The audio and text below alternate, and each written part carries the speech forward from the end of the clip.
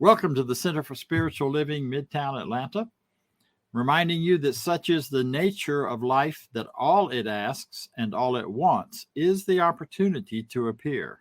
You're that opportunity. So am I, and so it is.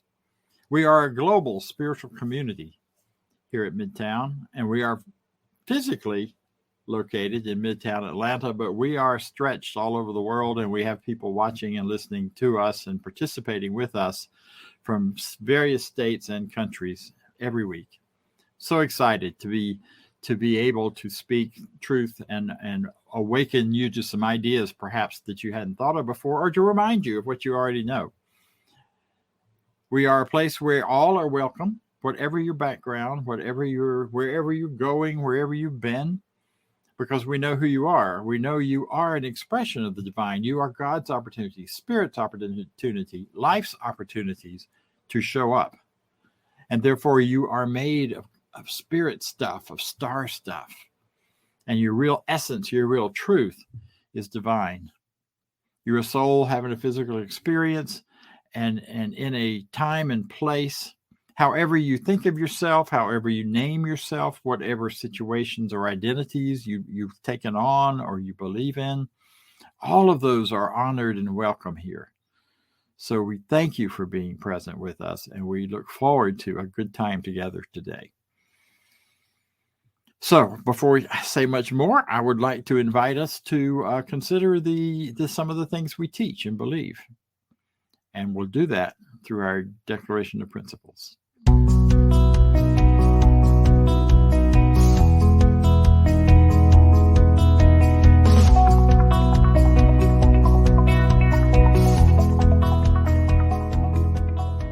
I believe in one God, one absolute power and first cause to all things.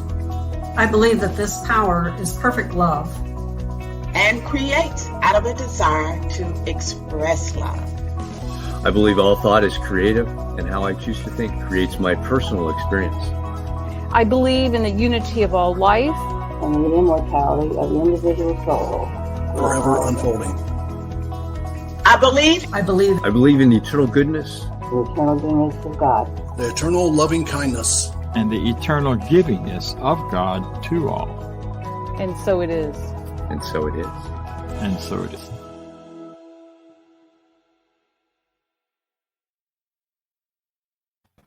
And so it is. Next, we're going to hear from one of our licensed practitioners. A licensed practitioner is someone who is trained in New Thought, trained in these teachings, and has learned how to use them for themselves to create a greater life experience, and also how to support others and use them for others to do the same. So today we have one of our co-leaders of the practitioners and also a board member, wonderful Doug Moody. Take it away. Thank you, Dr. Bob Deen, and happy Daylight Savings Time, everybody. I hope everyone is springing forward. I know we feel like we lost an hour, but hey, we're going to get more daylight at the end of the day. So it's a nice trade-off. I'm really pleased and excited to be here with you this morning. I'm a little intrigued with this topic, and I can't wait to hear what Dr. Bob has to say about it. Our theme today is a spoonful of humor is the medicine. And at first when I read that, I thought of that song from the movie Mary Poppins about a spoonful of sugar, but I think the point was kind of quite the same. I think we all have times and we experience challenges in our lives that force us to, really kind of think about things and turn inward. And sometimes that turning inward process can get very heavy and very deep. And sometimes people can even get stuck in that process to the point where it's not really helping them move forward in their lives and moving forward towards a greater expression of life. And it's at that time where I think humor and the ability of laughter, most importantly, the ability to laugh at ourselves, because you got to admit some of this stuff is pretty funny. Some of it's not, but if we can find the silver lining in these situations that we face, it helps get us moving in the right direction. I came across a few quotes, and there is a quote that Ernest Holmes said about laughter that is very beautiful, and I hope Dr. Bob shares that with you. I couldn't find anything, so I kind of relied on a couple of other quotes about laughter and humor. And I came across one because, let's face it, a particular area that we all find and sometimes struggle in is relationships and people, and finding that person to which we want to spend the rest of our lives with. And one of my favorite humorists, she wasn't really a comedian, but I used to love reading her columns. She was very popular back in the 1980s and 90s, was the humorist Irma Bombeck. And talking about that, Irma Bombeck had the gift of always being able to find the funny side of just about any situation and present it in a way that would kind of make us laugh about the whole thing and make it playful and fun so that we ourselves could see the truth and move forward. And I'm going to share with you a quote that she said. People shop for a bathing suit with more care than they do a husband and wife. The rules are basically the same. Look for something you'll feel comfortable wearing and allow for room to grow. I thought that was pretty wise. Pretty wise rule for all relationships, even beyond, picking someone to be our husband or our wife. Mark Twain also had a beautiful quote saying, humor is the good-natured side of truth. And I think he said that because in finding that humor, in finding that lightness, it allows us to move towards that truth. It's real interesting. And I think, we've seen numerous studies that all talk about how laughter is the medicine and a tonic in life. Just last year, the Mayo Clinic did a major study, and they concluded that laughter is actually a huge stress relief in our lives, that it adds joy and, quote, zest to our life, which is spice and flavor and excitement. So there are numerous studies even, pointing to this. We all have situations, and I had a relationship challenge too, many years ago now. It was kind of at the end of my first serious relationship for 6 years. And, at the age of 32, I just thought, wow, like what's left in life for me? And thankfully, I was moving back to Atlanta and getting back involved with the church here and jumping into classes with Dr. Kennedy Schultz, which was amazing. And I wouldn't be where I am here now had I not pursued that. But one of the things that I found during the course of kind of dealing with the loss of that relationship and allowing me to move forward was I got stuck in kind of this, I love music, as you guys probably know. And one of my favorite albums at that point in time, and I still play it every once in a while, is an album by Natalie Cole from 1991. It was her album entitled Take a Look. Fantastic album, classic 1940s, 50s blues and jazz numbers, and just incredibly orchestrated and with a voice that's just so pure and clear. That CD and a few songs in particular from it became kind of my best friend during that time in reconciling that relationship. And it's funny, the songs that I liked the most and that I would play over and over were 2 tracks. The first one was I'm Gonna Laugh You Right Out of My Life, which was kind of one of those looks at relationships and helping me kind of frame that. And the second one was This'll Make You Laugh. Both songs to me always were so uplifting, kind of they started out in that bluesy kind of rock bottom era that we sometimes get stuck in. But by the end of the song, I just felt so much more uplifted. So I would play them over and over and over again. And I still enjoy them to the day. And my third favorite song from this was I Wish You Love. So it's funny how, we sometimes find music or different things to help lift us out of that and realize that, we can laugh at ourselves. And in finding that laughter, we find and discover our wholeness, and it allows us to move forward. If you happen to feel stuck dealing with any challenge in your life, and trust me, we all have them. We have a wonderful team of practitioners here at Center for Spiritual Living, Midtown Atlanta, very well versed in this teaching, very well versed in experience, and able to bring light and a gentle guide and nudge to helping others lift out of such challenges and see the truth and wholeness about yourself. And if you're having challenges or having problems with this, please feel free to contact the practitioners. You can go onto our website, cslmidtown.org, and get in touch with practitioners with requests, and we're there to support you and lift you up. So please let us know how we can do that. Now I'm going to do a spiritual affirmation of treatment, spiritual mind treatment. I'm going to do this in the first person and ask you to accept what resonates with you, and what doesn't, just let it go and keep moving forward. So let's know this together. There is one infinite intelligence, one divine power of light and love and creation operating throughout the universe. It's cosmic something operating through me and each present right now and always. And I am one with this infinite intelligence and presence because it is always within me and it is always within each and every person. When I recognize that this divine intelligence is within and empowering me, I am one with all the power of creation. And this is exciting. And this is what allows me to recognize and see my wholeness and move me forward in greater truth. Today, I claim divine wisdom, divine love, and especially divine courage in helping me in each present to find the silver lining in the challenges that we face in our lives.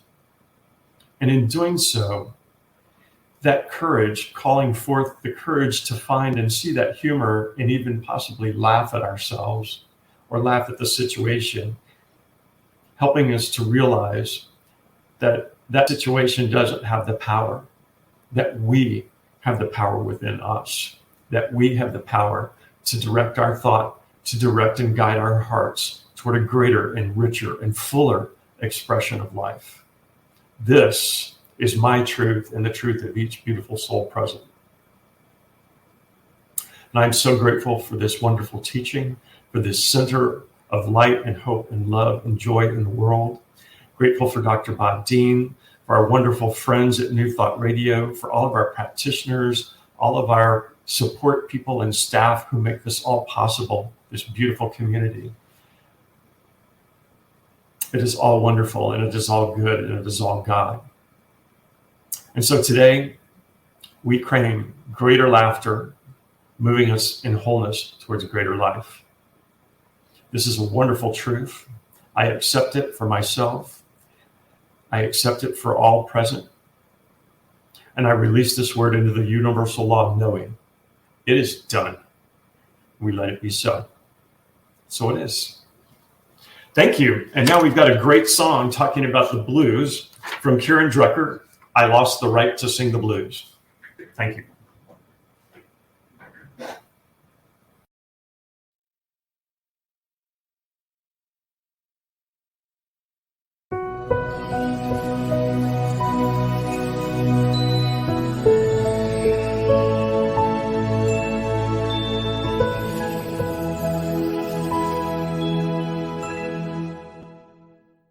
Please welcome Karen Drucker. Woke up this morning, something was not right. My poor head was a-throbbing 'cause I tossed and turned all night. Well, this unfamiliar feeling, it kind of shook me up inside, 'cause the truth it was revealing that a part of me had died. So I called my higher self, and she gave me the bad news. She said, your life is just so good, you lost the right to sing the blues. That broken down old Chevy that was eating me alive, well, I visualized a Lexus and now it's sitting in my drive. And that man of mine, that scoundrel, that rotten low-down bum, I transformed him into a love god with a sizable trust fund. And everywhere I looked, I was confronted with the clues that my life was just so good, I lost the right to sing the blues. Now, you can sing the blues if you can't pay your rent. And you can sing the blues if your money has all been spent. But how can I sing the blues? I ain't got no excuse when I'm driving in my Porsche on the way to my masseuse. So you won't find me wailing late at night in some smoky bar. You won't see me crying tears into my old guitar. Honey, I am too busy cleaning my chakras and chasing bad karma away and fluffing up my aura. Well, it takes Richard at least all day. Now that I am enlightened, I've got to spread the news. When life gets this darn good, you lost the right to sing the blues. I'm gonna blow. Wait, it's not right.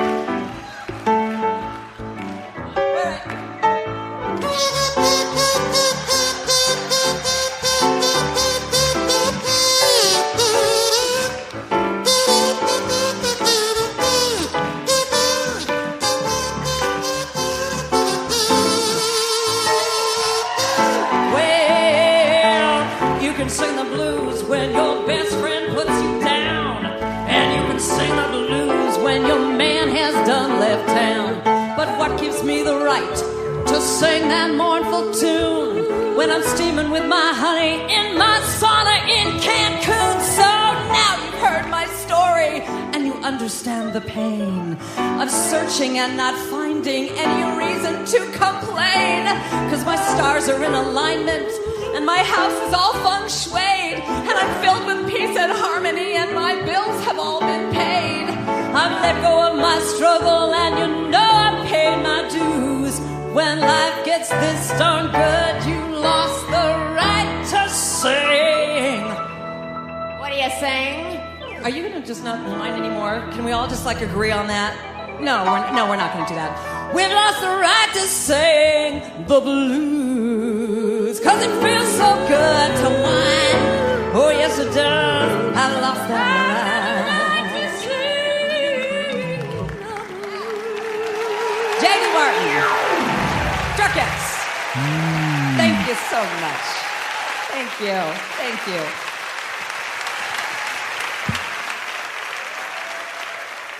Thank you, Karen Drucker. Thank you, Doug Moody, for choosing that and for bringing us your wonderful message earlier today.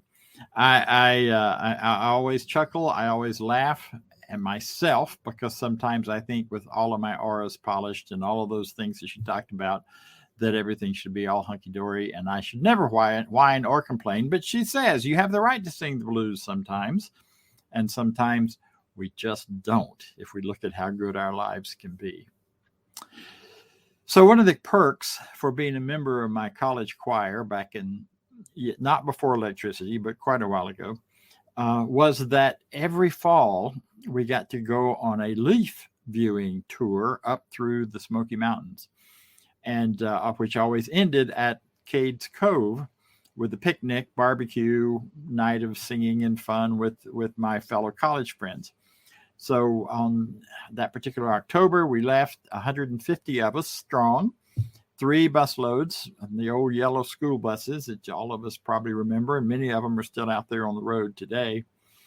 We got almost to Cades Cove, and as we were coming down a hill, I was in the first bus. I was sitting about 2 seats behind the driver.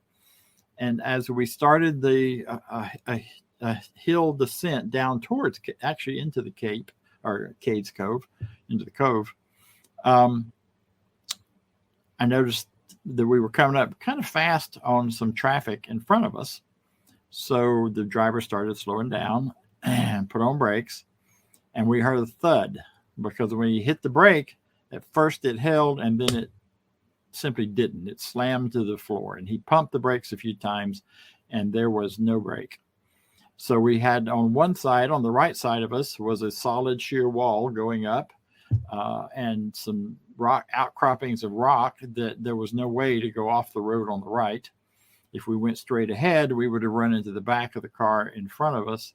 And to the left, the approaching traffic, there were cars coming in that lane. So this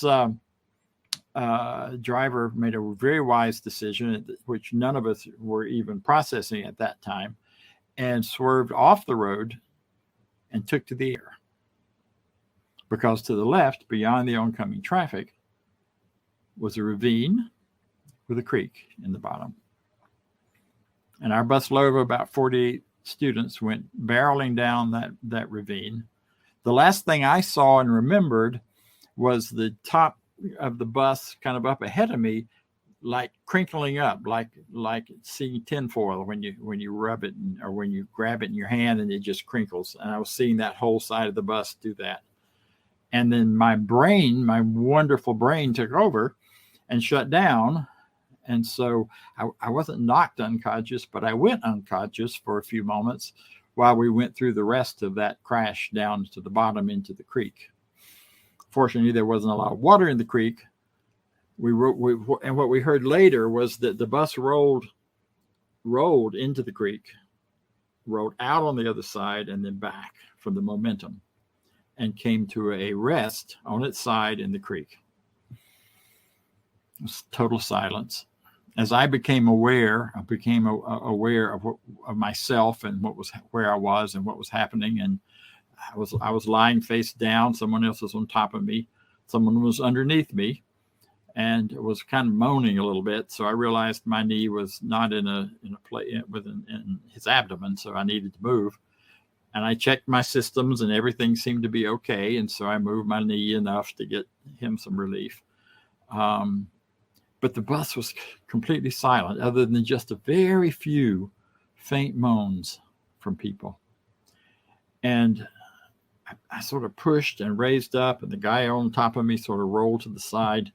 And I looked back, because I was in the front of the bus. I looked back to this whole sea of arms and legs and heads and seats that all come loose from the clamps that clamp those cushions to the bars on the bed, on the seats.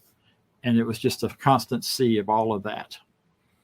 And just as a few people started to make sounds, someone in the back of the bus shouted, "What's black and orange, black and orange, black and orange?" A school bus rolling down the hill. Now, I'll tell you that the giggles started next to whoever that guy was and spread like contagion through the entire bus. And the next thing we knew, we were all laughing so hard we were having difficulty untangling ourselves and getting up. We had no idea who was hurt, how badly they were hurt, or whatever. But that joke, that image, that word, that expression triggered that freedom from all of the adrenaline flowing through us, and gave it an outlet to go a direction other than how horrible it could be. And, oh my God, we've been in a bus wreck, and oh dear, are we dead? What's going next? None of that happened. Nobody screamed. Nobody started to cry. We just laughed and laughed. And when the first rescuers got to us, that's what they heard. The front of the bus, as I said, the bus was on its side. So that big front window had popped outward, making a perfect doorway. The first rescuers got to us and were astonished that we were all laughing when they stepped to the door. But they began patiently helping us untangle and get up, and be sure everybody could get up. And then others from the other buses had pulled over, and some of the oncoming cars. Two of the cars oncoming, one of them had EMS trained people in them. The other one had a medical doctor. So we had a doctor and two EMS on the scene long before any ambulances showed up. Our fellow students and others from the bus and from the cars that stopped helped us carefully get out of the bus, step from the window of the bus onto a couple of stones, and then scramble up the bank as best we could. And by the time the bus was emptied, there were two people who needed immediate medical attention. The rest of us were checked over by the doctors, the EMTs. By the time ambulances had started to arrive, anticipating the worst, only two people had to go to the hospital from that whole 40-something of us in that bus. And every few minutes through that whole episode, somebody would start to giggle and say, what's black and orange, black and orange, black and orange? And we'd all start to chuckle and giggle and laugh again.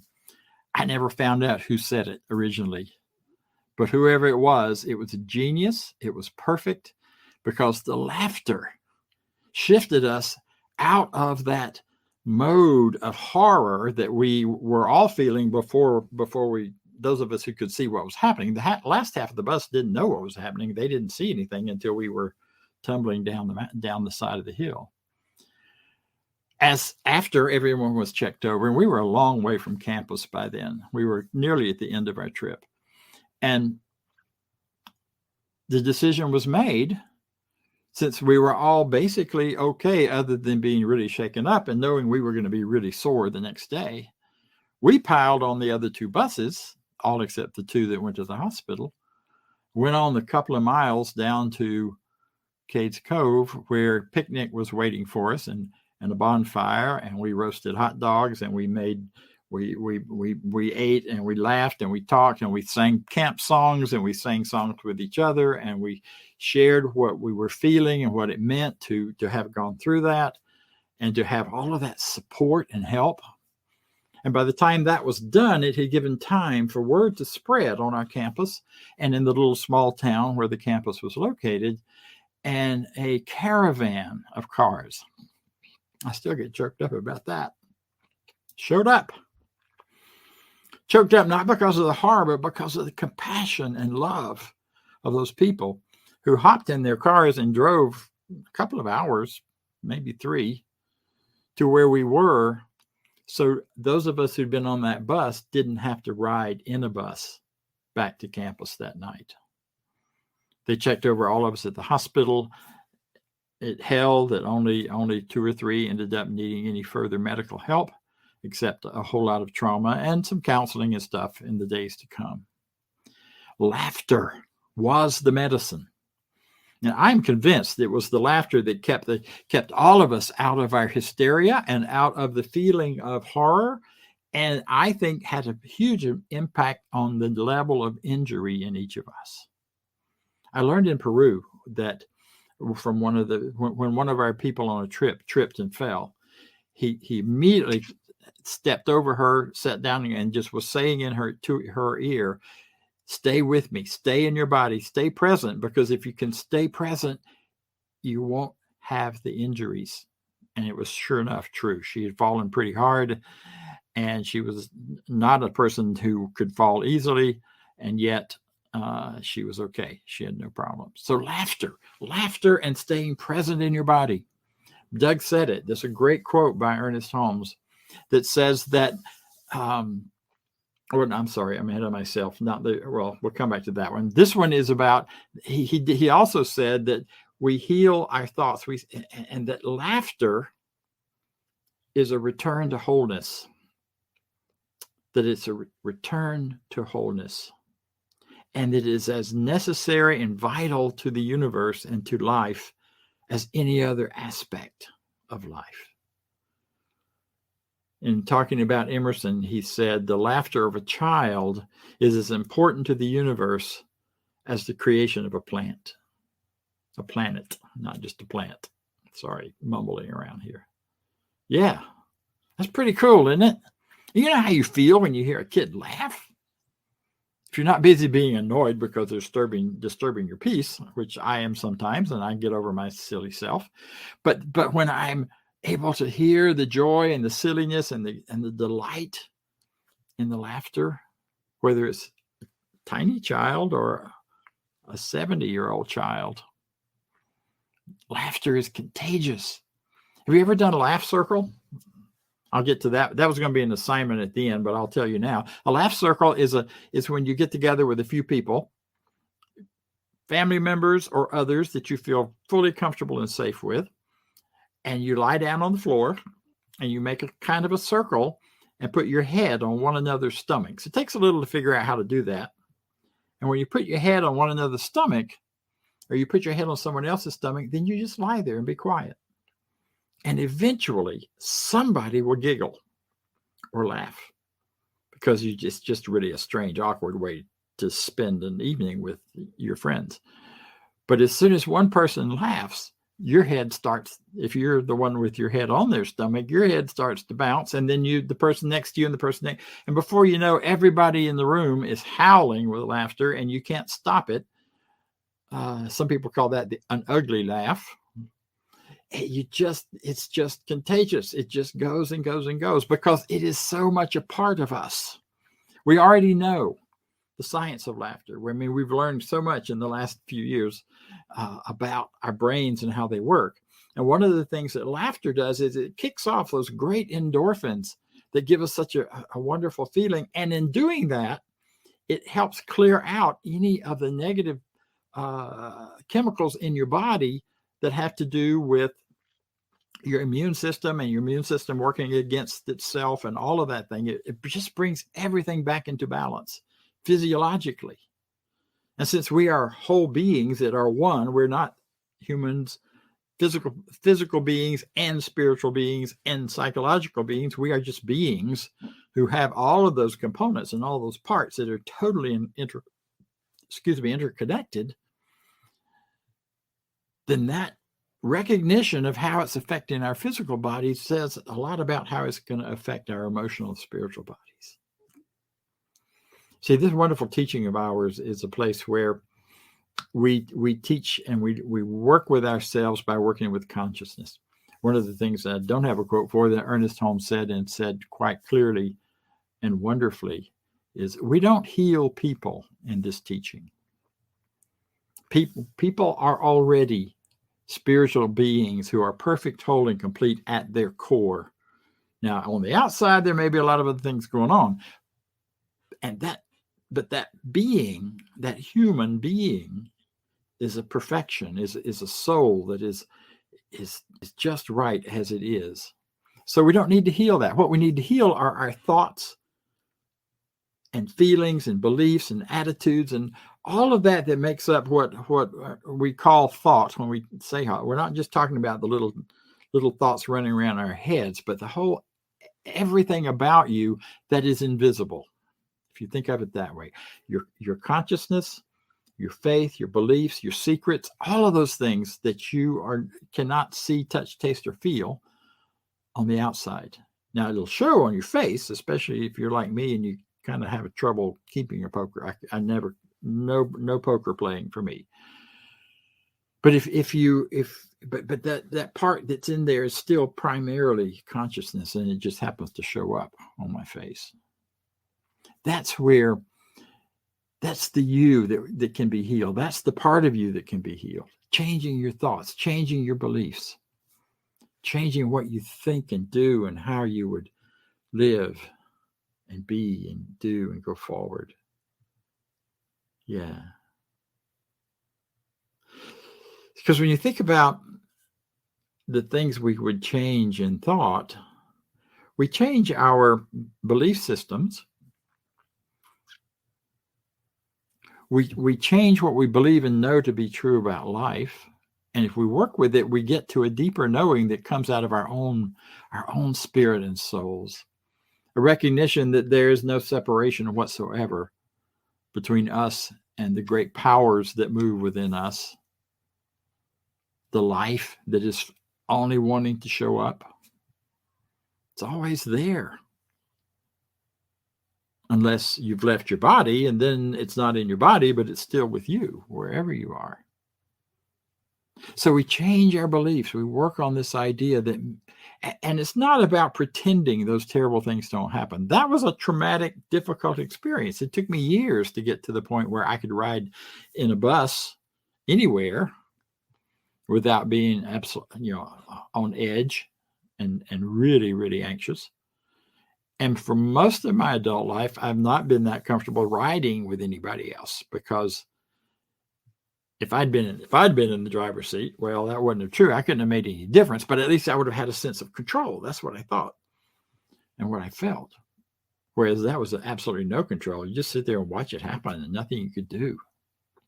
So it had its effect and it's had its difficulty. And I'm not here to pretend that terrible things aren't happening in the world right now. Goodness knows they are. I don't need to reiterate them because you know them better than, But what is so important here is that we not get so caught up and bogged down in the emotion of all of that we start believing that's the only thing that's real or true. And it is true. There are about 70 places in the world right now where conflict, open war kind of conflict is going on. Ukraine is one of them. But only one out of that 70. It's happening all over the planet. Always has been. It's not new. But laughter in the midst of that can lift us emotionally, spiritually, physically into a higher functioning place so that we can deal with it in an easier, more effective way. Gallows humor, you've all heard of it. Foxhole humor. I worked in an ER for a while when I was a chaplain and had responsibility in the emergency room and saw some pretty horrific things happen to people. I'll spare you the descriptions, except to say that in the midst of that, one of the things, it was also one of the places where among the staff, in the privacy of our room, of our break room and our nurses station, there was more laughter and humor of all kinds, not just the negative kind. So laughter, finding ways. So an important thing is change your beliefs, change your thoughts, work with that, just like we're doing, just like Karen sang about, all those different ways we do to shift. But don't forget to laugh and create opportunities and ways. Ernest says this, Ernest Holmes, our founder of our teaching. There's a laughter of God. Let's laugh it. There's a song of the universe. Let's sing it. There's a hymn of praise. Let's praise it. There's a joy, a beauty. There's a deep, abiding peace. Let's experience it. By Ernest Holmes, Ideas of Power. It's in one of his other books. Yeah. That's that energy of life wanting to flow through us and simply wanting to appear. And those are the many, many ways that it appears. So make a playlist. If you got, I love what Doug said about the songs that he was listening to. In 93, when I was ending a relationship, I remember cleaning house and listening to Natalie Cole and crying and sweeping and cleaning and all those things because she just opened my heart up with that music. It was wonderful. But get a playlist that also brings you joy. Get a playlist of movies. Put together a playlist of movies that when you watch make you laugh. Priscilla, Queen of the Desert, is one of my favorites. If I want to feel good and laugh and just celebrate the joy of life, that's a movie I watch. And it's an old movie by now. I know if you haven't heard of it, go find it. Another one of those that makes me laugh is Auntie Mame, the original Rosalind Russell movie. Other things, those are just mine. You find yours. See, because when you find your songs and when you find your playlist for yourself, I have a playlist of Daniel Nahmod that is kind of the song soundtrack to my life, and I play it a lot. And I play Karen, I play others, and those just bring me such fun and such joy. So do that. Take responsibility as much as you take responsibility for being serious and problem solving and doing those things. Take responsibility for bringing joy and laughter. Find places and ways to do that. Not at anybody else's expense, but just for the pure joy of it, finding the good. Gratitude is a good route to that and a good way to find it. I'd like to leave you with a quote by one of my favorite metaphysicians, and it goes like this.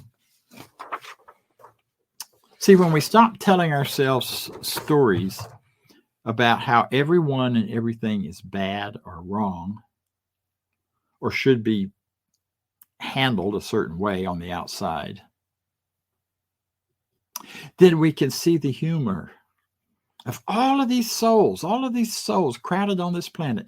In spite of the epidemic, the pandemic, there are still more souls having physical experiences on this planet than ever before. Even with all of those sad and horrendous losses, I'm not minimizing that. But take a look at the humor of all of us souls getting used to physical bodies that we don't know how to manage to begin with. And then once we get older, we kind of get better at it, bumping into each other, rubbing up against each other, figuring out how to relate, figuring out how to make a world together that will work for all of us in a greater and greater way, a better and better way. Living in this wonderful time and space. And at the same time, with all of the chaos, finding joy and laughter. Look for the humor in that when you see people relating. When you look at the funny, crazy things we do with each other and to each other sometimes.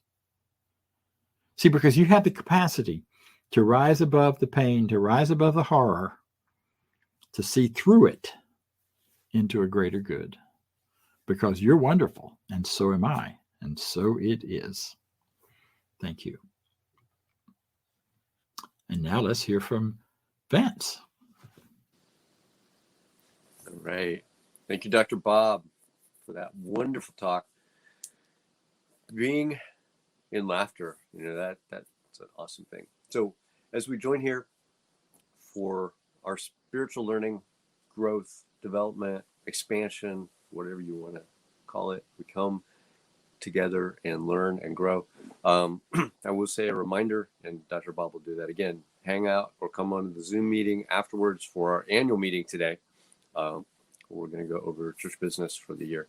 So if you would, with me, do our affirmation of prosperity. I live in a universe of abundance. As I freely and joyfully give, I join in the divine flow, and all that I share with life returns to me multiplied abundantly. And so it is. You can donate there at cslmidtown.org or click on the little QR code. It'll take you right to the spot to donate. And we appreciate all that you have. Now, on to that. Oops. So in closing, I would like to say that we are meeting immediately after this on Zoom. You can find that link on cslmidtown.org. I would also like to announce, this is our first time to announce it, that the first Sunday in July, the first Sunday in April, we will be meeting in person here in Midtown Atlanta for the first time in 2 years, over 2 years at that point. So put it on your calendar, plan to be with us. We'll talk more about it in the meeting, and we look forward to seeing you then. So I invite you to know this with me as we close with this affirmation. I leave this place now knowing something better than I knew before. I go forth into the world with a heart full of love and a mind full of good sense. And I look at the world in a greater way, knowing that I have within me everything I need to create the life I desire. I give thanks for this understanding, and I am grateful for the spirit of life that lives through me. And so it is. See you next time. And it's time for everybody's favorite fun game, announcements. Hey, stay in touch with the Center for Spiritual Living Midtown through our newsletter.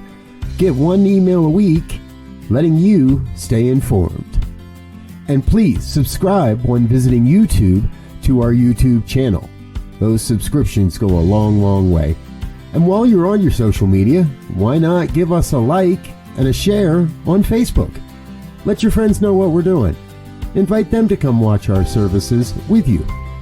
And join us on our Zoom room throughout the week. We offer a variety of Zoom interaction opportunities each and every week here as part of the Center for Spiritual Living Midtown. 10 a.m. Sundays, our discussion group around the 365 Science of Mind book. Every Sunday, 12 noon Sundays, our community fellowship immediately following our Sunday services. And 12 noon on Tuesday, our online empowerment opportunity. The access information remains the same for all of our Zoom experiences. If you need access, please visit cslmidtown.org and you'll find access information on our website. Join us on any of our Zoom opportunities throughout the week. And while you're with us, be sure to connect with one of our professional practitioners. These are folks that are highly trained to support you along your spiritual journey. You can learn more on our website about our professional practitioners. Just head over to cslmidtown.org, click on About and Practitioners. Then you'll see their bios and a way to reach them and learn a little bit more about each of them. And please send us your prayer requests. Click on the Home tab and look for Affirmative Treatment Prayer Requests. Fill out the form, send it off, and get our professional practitioners praying for you each and every day.